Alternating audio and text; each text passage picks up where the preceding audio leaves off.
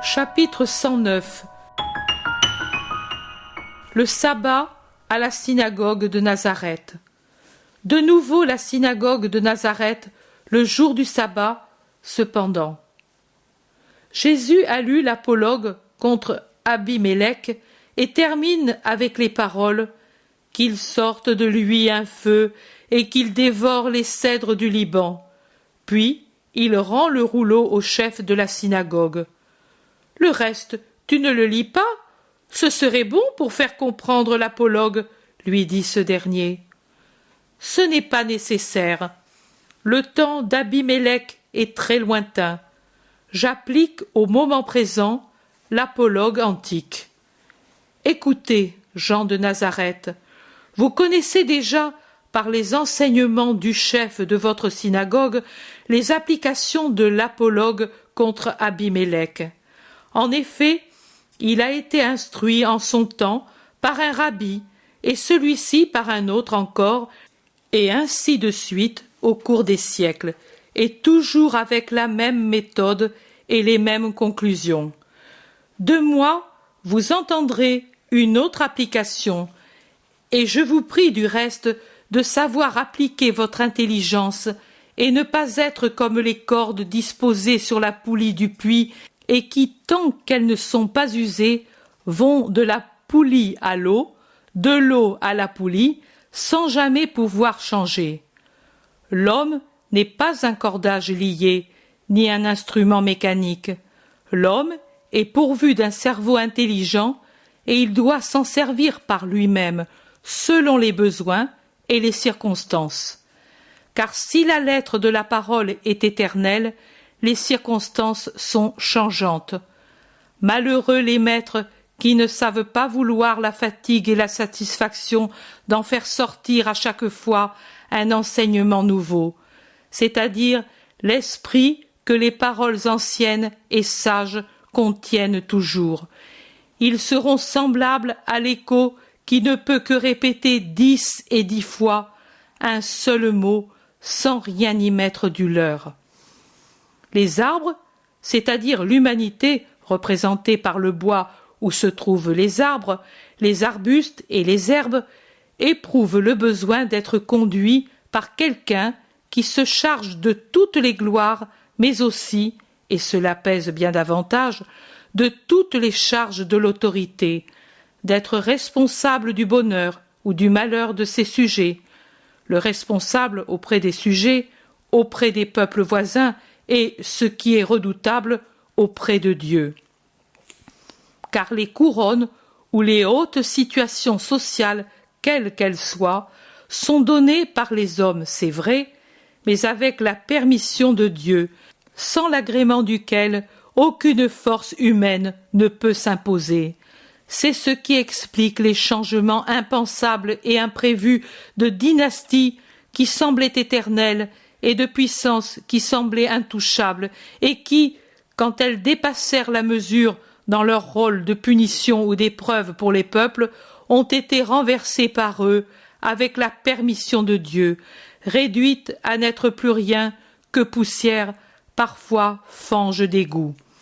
J'ai dit, les peuples sentent le besoin d'élire quelqu'un qui se charge de toutes les responsabilités envers les sujets, envers les nations voisines et envers Dieu, ce qui est le plus redoutable de tout. Le jugement de l'histoire est terrible, et c'est en vain que les intérêts des peuples cherchent à le changer, car les événements et les peuples futurs le rendront à sa vérité première terrible, mais plus dur est le jugement de Dieu, qui ne subit aucune pression et qui n'est pas sujet à des changements d'humeur ou de jugement, comme trop souvent les hommes le sont, et encore moins sujet à des erreurs de jugement. Il faudrait donc que ceux qui sont élus pour être les chefs de peuple et les créateurs de l'histoire agissent avec la justice héroïque qui est propre aux saints, pour n'être pas déshonorés dans les siècles futurs et punis par Dieu dans les siècles des siècles. Mais revenons à l'apologue d'Abimélec. Les arbres, donc, voulurent élire un roi, et allèrent trouver l'olivier. Mais ce dernier, arbre sacré et consacré à des usages surnaturels à cause de l'huile qui brûle devant le Seigneur et a une place prépondérante dans les dîmes et les sacrifices, qui fournit son huile pour former le baume saint pour l'onction de l'autel des prêtres et des rois, et descend avec des propriétés, je dirais de thaumaturgie, dans les corps ou sur les corps malades, celui-ci répondit: comment puis-je manquer à ma vocation sainte et surnaturelle pour m'abaisser aux choses de la terre? Ô la douce réponse de l'olivier! Pourquoi n'est-elle pas apprise et pratiquée par tous ceux que Dieu choisit pour une sainte mission, au moins par eux, je dis au moins, parce que, en vérité, il faudrait bien qu'elle soit dite par tout homme pour répondre aux suggestions du démon, étant donné que tout homme est roi et fils de Dieu, doué d'une âme qui le rend tel, royal, filialement divin, appelé à un destin surnaturel. Il a une âme qui est un autel et une demeure.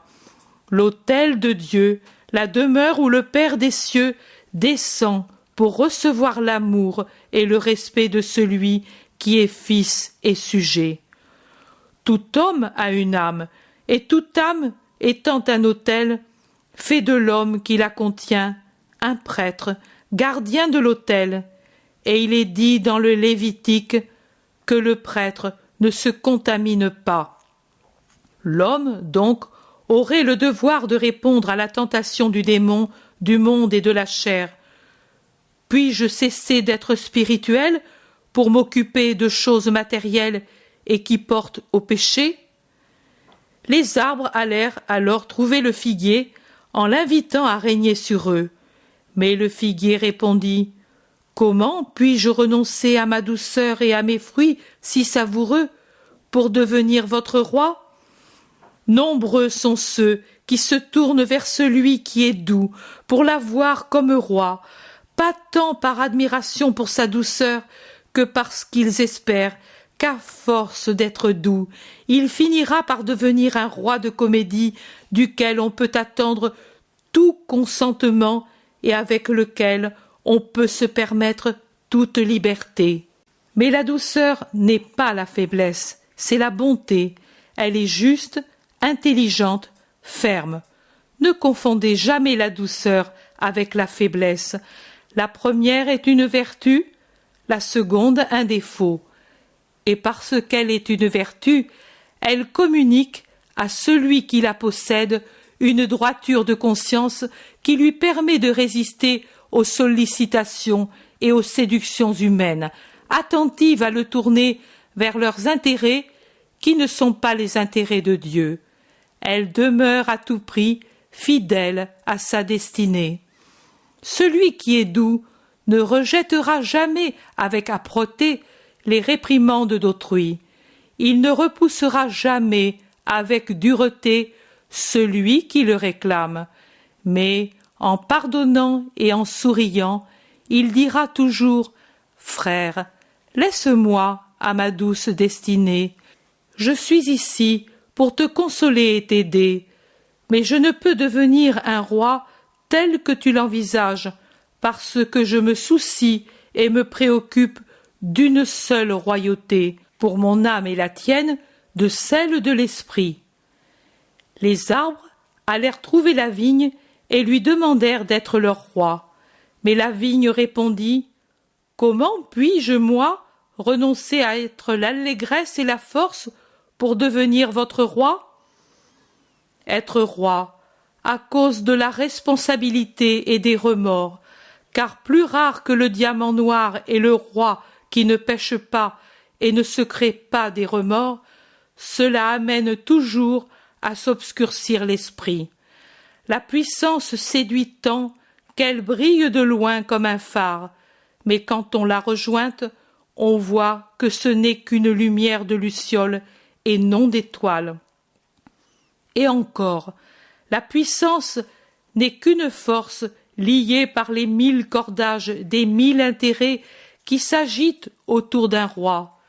Intérêt des courtisans, intérêt des alliés, intérêt personnel et de la parenté.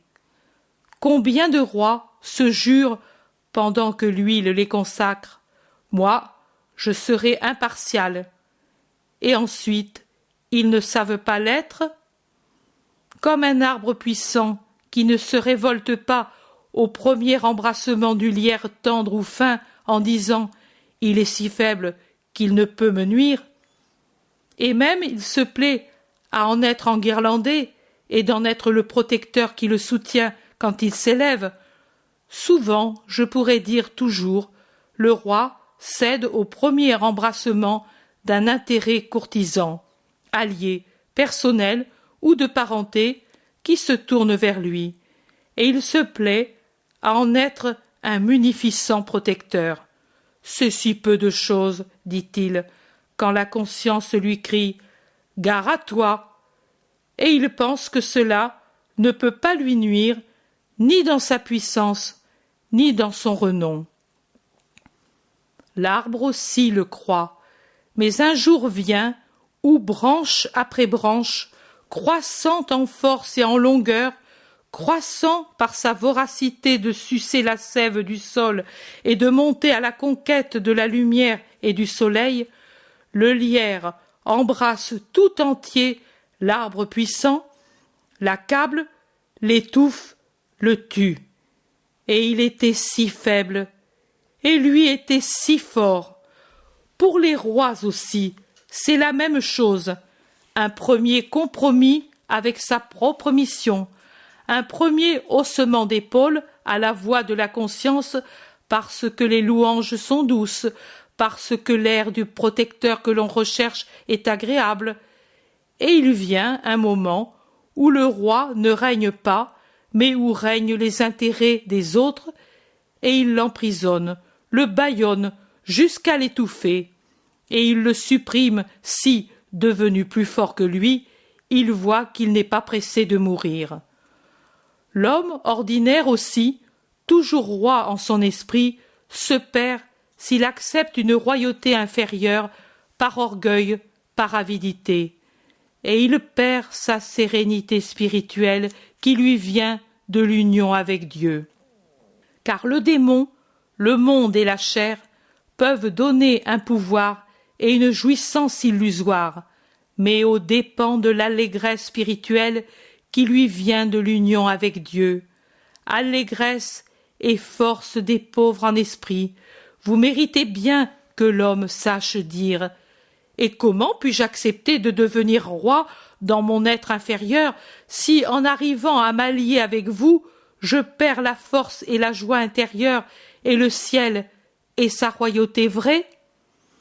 Et ils peuvent dire encore, ces bienheureux pauvres en esprit qui ne visent qu'à posséder le royaume des cieux et méprisent toute richesse qui n'est pas ce royaume, et ils peuvent dire aussi « Et comment pourrions-nous en venir à amoindrir notre mission qui est de faire mûrir des sucs fortifiants et porteurs de joie pour cette humanité, notre sœur qui vit dans le désert aride de l'animalité et qui a besoin d'être désaltérée pour ne pas mourir, pour être nourrie de sucs vitaux comme un enfant privé de nourrice? Nous sommes les nourrices de l'humanité qui a perdu le sein de Dieu, qui erre stérile et malade, qui en arriverait à la mort désespérée, au noir scepticisme, si elle ne nous trouvait pas, nous, qui par le joyeux labeur de ceux qui sont libres de toute attache terrestre, nous ne leur donnions pas la certitude qu'il existe une vie, une joie, une liberté, une paix. Nous ne pouvons renoncer à cette charité pour un intérêt mesquin. Les arbres s'en allèrent alors vers la ronce. Elle ne les repoussa pas, mais leur imposa un pacte sévère. « Si vous me voulez pour roi, venez au-dessous de moi. Mais si vous ne voulez pas le faire, après m'avoir élu, je ferai de toute épine un tourment ardent, et je vous brûlerai tous, même les cèdres du Liban. Voici la royauté que pourtant le monde regarde comme vraie. l'humanité corrompue prend la tyrannie et la férocité pour la vraie royauté, alors que l'on considère la douceur et la bonté comme de la sottise et de la bassesse. L'homme ne se soumet pas au bien, mais il se soumet au mal. Il en est séduit et en conséquence, il en est brûlé. C'est l'apologue d'Abimélec. Mais moi, je vous en propose un autre, non pas lointain et pour des faits lointains, mais voisins, présents. Les animaux pensèrent à élire un roi, et comme ils étaient astucieux, pensèrent choisir un animal qui ne leur donnât pas la crainte d'être fort ou féroce. Ils écartèrent donc le lion et tous les félins. Ils déclarèrent ne pas vouloir des aigles à cause de leur bec, ni d'aucun oiseau de proie. Ils se défièrent du cheval qui, grâce à sa rapidité, pouvait les rattraper et voir ce qu'il faisait. Ils se défièrent encore plus de l'âne dont ils connaissaient la patience, mais aussi les subites furies et les puissants sabots. Ils étaient horrifiés à l'idée d'avoir pour roi la guenon parce que trop intelligente et vindicative. Avec l'excuse que le serpent s'était prêté à Satan pour séduire l'homme, ils déclarèrent ne pas en vouloir pour roi, malgré ses couleurs gracieuses et l'élégance de ses mouvements. En réalité, ils n'en voulurent pas, parce qu'ils connaissaient sa marche silencieuse, la grande puissance de ses muscles, l'action redoutable de son venin. Se donner pour roi un taureau ou un autre animal armé de cornes pointues, fi donc, le diable aussi en a, dirent-ils. Mais ils pensaient, si un jour nous nous révoltons, il va nous exterminer avec ses cornes. Après des recherches inutiles, ils virent un agnelet grassouillé et blanc qui gambadait joyeusement dans un pré vert et qui s'alimentait à la mamelle gonflée de sa mère. Il n'avait pas de cornes, mais il avait des yeux doux comme un ciel d'avril. Il était doux et simple, il était content de tout, de l'eau d'un petit ruisseau où il buvait en y plongeant son petit museau rose, des fleurs de goûts différents qui plaisaient à son œil et à son palais, de l'herbe touffue où il était agréable de se coucher quand il était rassasié, et les nuées qui paraissaient être d'autres agneaux qui s'ébattaient là-haut, au-dessus des prés azurés, et qui l'invitaient à jouer en courant dans le pré comme eux dans le ciel, et surtout des caresses de la mère qui lui permettaient encore de téter son lait tiède pendant qu'elle léchait la blanche toison avec sa langue rose, du bercail bien protégé et à l'abri du vent, de la litière douce et parfumée sur laquelle il était agréable de dormir près de sa mère. Il est facile à contenter, il est sans armes ni venin, il est naïf, faisons-le roi. Et ils le firent roi. Et il s'en glorifiait parce qu'il était beau et bon, admiré des peuples voisins, aimé de ses sujets, à cause de sa patiente douceur. Le temps passa, et l'agneau devint mouton, et il dit « Maintenant, c'est le moment de gouverner réellement. Maintenant, je possède pleinement la connaissance de ma mission. » La volonté de Dieu, qui a permis que je fusse élu roi, m'a formé à cette mission en me donnant la capacité de régner. Il est donc juste que je l'exerce d'une manière parfaite pour ne pas négliger les dons de Dieu. Voyant des sujets qui faisaient des choses contraires à l'honnêteté des mœurs, ou à la charité ou à la douceur, ou à la loyauté, à la tempérance, à l'obéissance, au respect, à la prudence, et ainsi de suite, il éleva la voix pour les réprimander. Ces sujets se gaussèrent de son bêlement sage et doux qui ne faisait pas peur comme le rugissement des félins, ni comme le cri des vautours quand ils descendent d'un vol rapide sur leur proie, ni comme le sifflement du serpent, et ni même comme l'aboiement du chien qui inspire la crainte. L'agneau, devenu mouton, ne se borna pas à bêler, mais il alla trouver les coupables pour les ramener à leur devoir. Mais le serpent se glissa dans ses pattes. L'aigle s'éleva dans les hauteurs en le laissant en plan. Les félins, d'un coup de patte feutrée, le bousculèrent en le menaçant. « Tu vois ce qu'il y a dans notre patte feutrée qui pour l'instant te bouscule seulement ? Les griffes. » Les chevaux et tous les coureurs en général se mirent à courir au galop autour de lui en le tournant en ridicule. Les éléphants massifs et autres pachydermes, d'un coup de museau, le jetèrent çà et là, pendant que les guenons du haut des arbres lui lançaient des projectiles.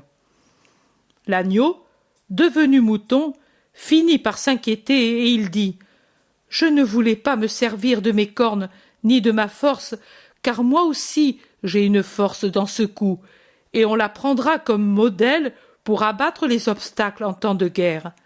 Je ne voulais pas m'en servir, parce que je voulais user d'amour et de persuasion. Mais puisque vous m'attaquez avec ces armes, voilà que je vais user de ma force, parce que, si vous manquez à votre devoir envers moi et envers Dieu, moi, je ne veux pas manquer à mon devoir envers Dieu et envers vous. J'ai été mis à cette place, par vous et par Dieu, pour vous conduire à la justice et au bien. Et je veux que règne ici la justice et le bien, c'est-à-dire l'ordre. » Et il se servit de ses cornes pour punir, légèrement parce qu'il était bon, un roquet têtu qui continuait à importuner ses voisins. Et puis, de son coup puissant, il défonça la porte d'une tanière où un porc goulu et égoïste avait accumulé des vivres au détriment des autres. Et il abattit aussi le buisson de lianes choisi par deux singes luxurieux pour leurs amours illicites.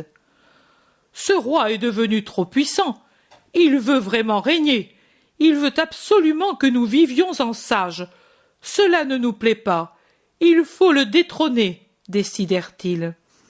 Mais un astucieux petit singe leur conseilla « Ne le faisons que sous l'apparence d'un juste motif. Autrement nous ferions piètre figure auprès des peuples et nous serions odieux à Dieu. Épions donc chaque action de l'agneau devenu mouton pour pouvoir l'accuser avec un semblant de justice. »« J'y pense, moi, dit le serpent. »« Et moi aussi, dit la guenon, l'un en se glissant dans les herbes, l'autre en restant en haut des arbres, ne perdirent plus de vue l'agneau devenu mouton. Chaque soir, quand lui se retirait pour se reposer des fatigues de la mission et réfléchir sur les mesures à adopter et les paroles à employer pour dompter la révolte et triompher des péchés de ses sujets, ceux-ci, à part quelques rares personnes honnêtes et fidèles, se réunissaient pour écouter le rapport des deux espions et des deux traîtres. Car c'était bien cela qu'ils étaient.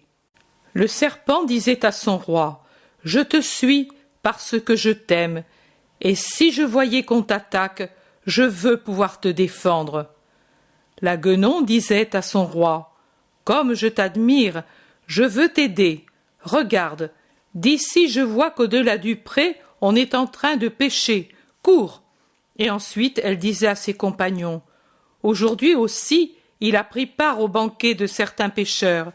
Il a faim d'y aller pour les convertir, mais ensuite, en réalité, il a été complice de leur ripaille. » Et le serpent rapportait « Il est allé jusqu'en dehors de son peuple, fréquentant les papillons, les mouches et les limaces visqueuses. C'est un infidèle.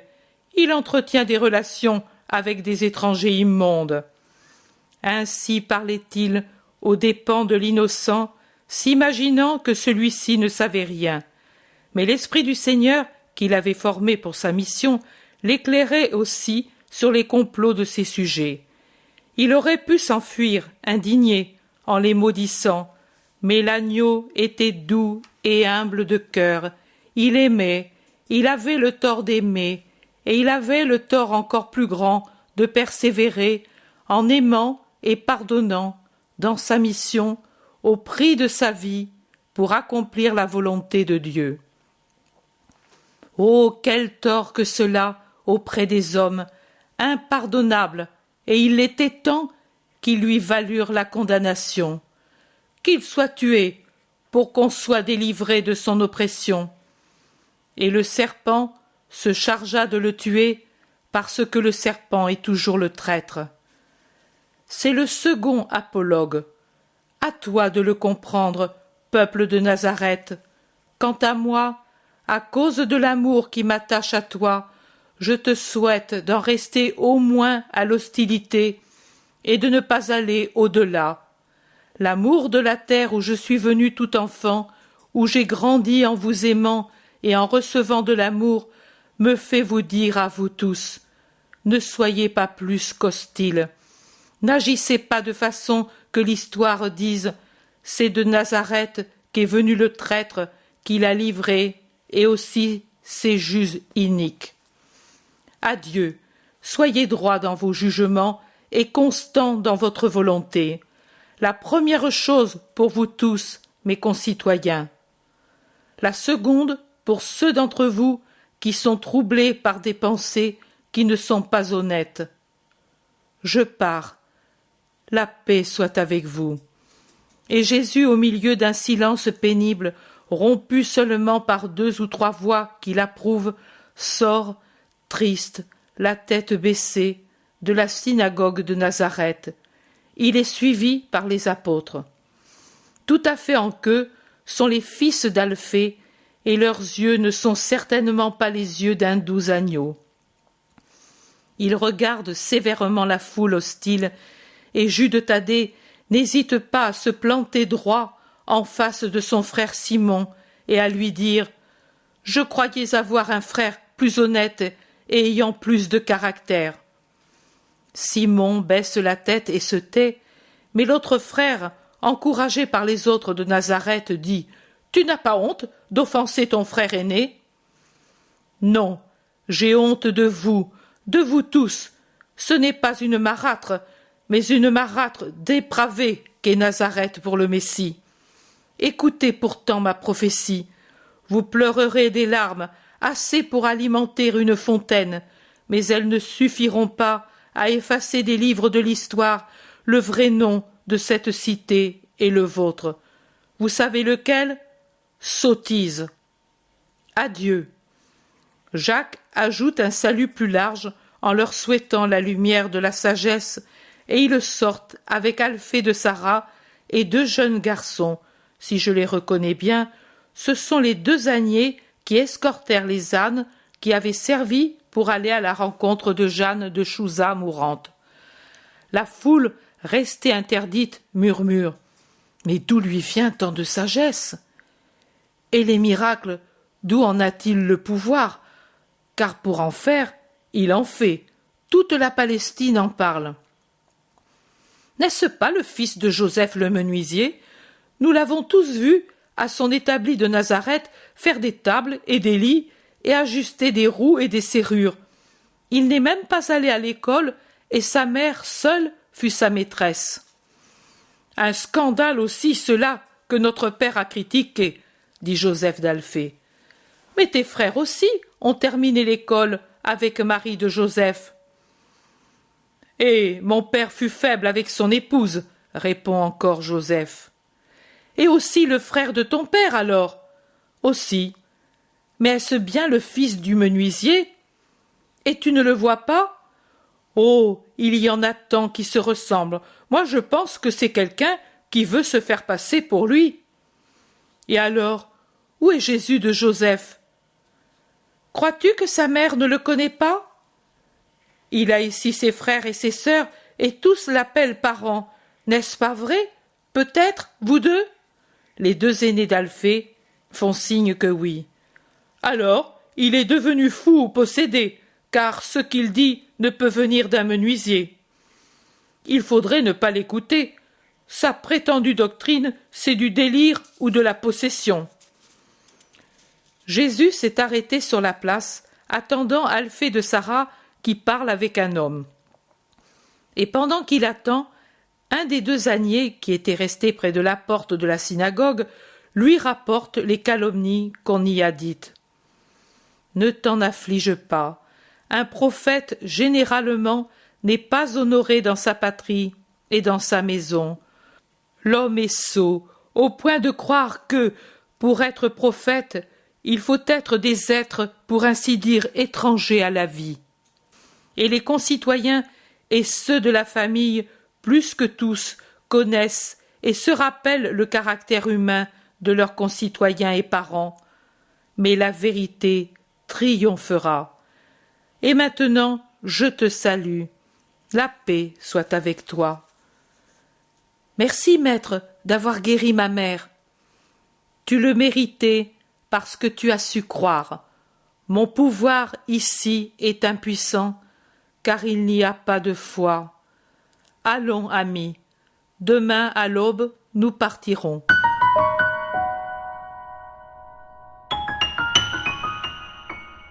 L'intérêt pour les écrits de Maria Valtorta ne cesse de grandir. Et les fruits récoltés, vocation, conversion, sont immenses. Visionnaire de la vie du Christ, de la conception de Marie jusqu'au début de l'Église, sa description des personnages, de leur psychologie, la précision des lieux où ils évoluent, des coutumes et mœurs de l'époque, est proprement sidérante et à ce jour inégalée.